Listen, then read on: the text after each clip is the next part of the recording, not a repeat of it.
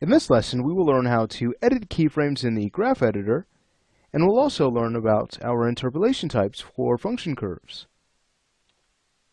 Let's grab the center of gravity control, and then we'll jump to the graph editor. Alright, sweet. I'll go ahead and focus in on the Translate Y channel, and then I'll press the F key to frame in, and we'll get started. So we know that we can move keys by simply selecting the keys to edit. We can then go ahead and grab our Move tool with the W key, and then we can use the middle mouse button to adjust the timing and the values of the selected keys. Now keep in mind, we can use the left mouse button to edit the keys the same way. And that's all because of the option that we've taken a look at already. Let's go back to our animation preferences. We'll go to the animation category. And here we have it, right underneath the graph editor section. We see left mouse button alters selections. Let's go ahead and save this out. And watch this. You'll notice that as long as our cursor is close to one of the selected keyframes, we can use the left mouse button to edit, again, the timing and the values of our selected keys. So this might be a very fast way of going in and modifying your keyframes, but sometimes it can be a bit cumbersome, and that's simply due to the fact that you might be working with a lot of keys that are very close to one another, and if that's the case, well then it might be easier to disable that option and just work with the middle mouse button to edit your keyframes. Because again, once that left mouse button is close to one of your keys, if you're trying to select a keyframe, well, that might be kind of difficult. As you can see, I tried to just do a quick marquee selection, and since my cursor is near, again, one of the selected keys, that's not possible. However, if we were to go ahead and jump back to our preferences, back to animation, and disable that option, now watch this, the left mouse button is only used to select our keys. Sweet. So it really depends on your workflow. If you like to work with that option, go ahead and enable it. Or if it kind of gets in the way, simply turn it off. Alright, cool. Now, how do we remove keyframes? Well, it's as simple as highlighting the keys to remove, and then we'd hit the delete key. Now, in this case, it's probably not a good idea because Rexy is going to kind of hit the floor, and doesn't look too well, right? Let's go ahead and press the Z key to bring those keyframes back. You'll notice that when we hit play, right now we have a little hop or skip that he uses to slow down, so we can run over to this weird looking tree. Alright, great. We could also scale keys. We can go ahead and grab the scale manipulator with the R key.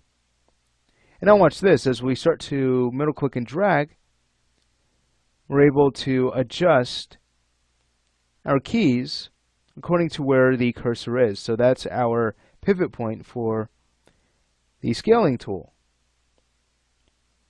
We could also scale keys from the edit menu. And in our indie game development series, for the Ghost Knight and for the boss, we actually show you how animation can be reversed with the scaling tool. So if you'd like to learn how, I'd highly recommend you take a look at the Ghost Knight's course on animation, because that came in handy for one of his sequences. Alright, sweet. Now something else I'd like to show you before we get into our interpolation types is the ability to work with simple expressions for our key stats. Let's go ahead and bring our attention to the top toolbar, and here we have a few fields. We have our frame field that shows us the current frame a selected key is on, and then we have our value field. Now, whenever these fields are purple, that simply means we have multiple keys in our selection that share different values or different frames. So if I were to go ahead and grab just one keyframe, notice how the channels are not purple at all. Now, how do we work with simple expressions? Let's say if we wanted to take the selected keyframes and we wanted to drop them by half the amount. Well, we can go to our value stat and we can type in the following: we would first use the operation that we would like to work with, so that's multiplication, and then we would add the equals symbol. After that, we would add the value that we'd like to edit the keys with. So in this case, let's go ahead and add 0.5. Once we hit enter, take a look. We have now dropped all values of the selected keys by half the amount. How cool. So this can be super helpful not only for animations like this, but let's say for a walk cycle where the upper torso might be rotating a bit too much. So what you can do is use an expression like that to drop the amount of rotation so that you get something that is more desirable. Cool. All right, let's go and have a look at our interpolation types to finish up. I'll go and grab the center of gravity so we can select all of its keys. I'll go ahead and now press the F key so we can frame into all animation on this selected object. So what we have first is auto, and this is a great tool for polishing animation.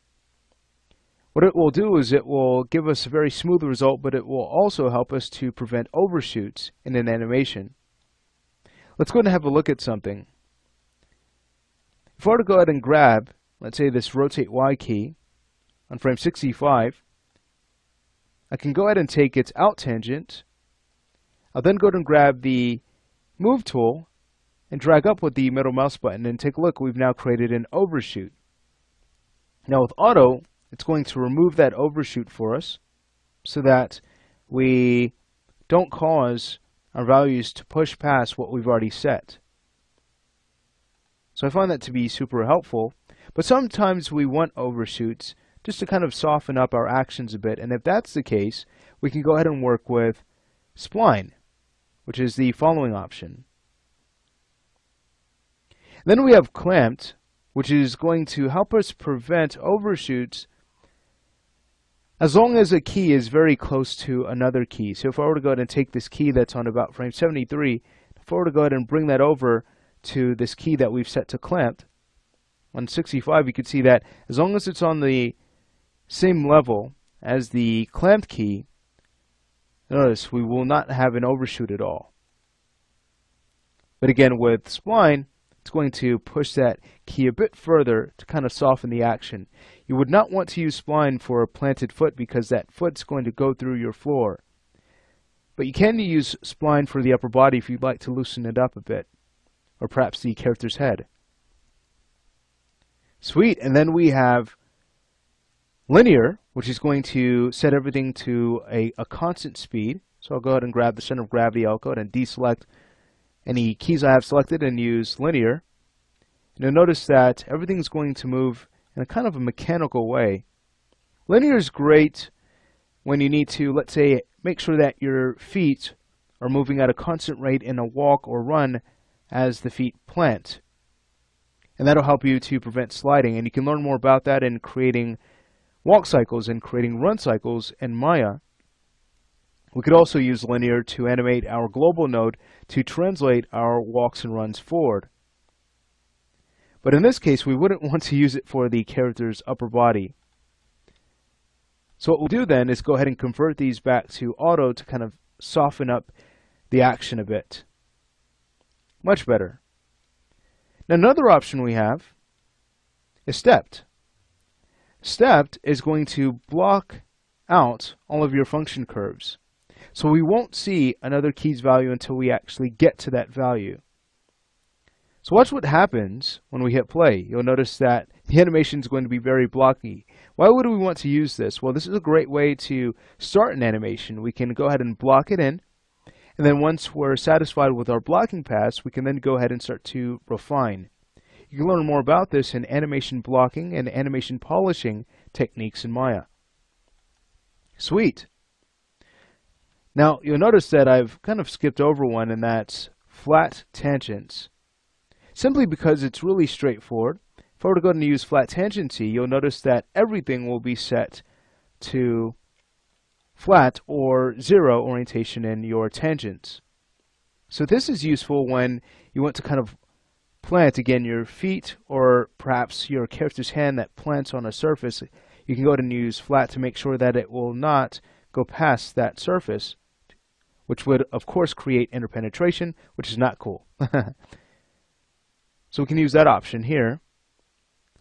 But chances are you'll work with auto because it's just really convenient. It's just a great way to go in and, again, soften up your actions while still giving you some very smooth interpolation in between your keys. For example, you can see what flat has done here on the rotation Y, right here on around frame 50. Whereas if we were to go ahead and set this to auto, you'll notice that it's going to soften out that key. But once this keyframe gets higher than the highest point, you'll notice that the software is going to instantly flatten that out. So take a look at what happens when we work with auto, and plateau works the same way. So I've now switched this to plateau, and you'll see that again, once we start to get to a high point where that key gets a bit higher than the highest key, it's going to go ahead and flatten that out some. But you can see that auto is a bit smoother. That's why it's really nice to stick with auto. Fantastic. So that's how our interpolation types work. At this point, it's just a matter of choosing what works best for you. That way, you can start to create the performances that were perfect for your project.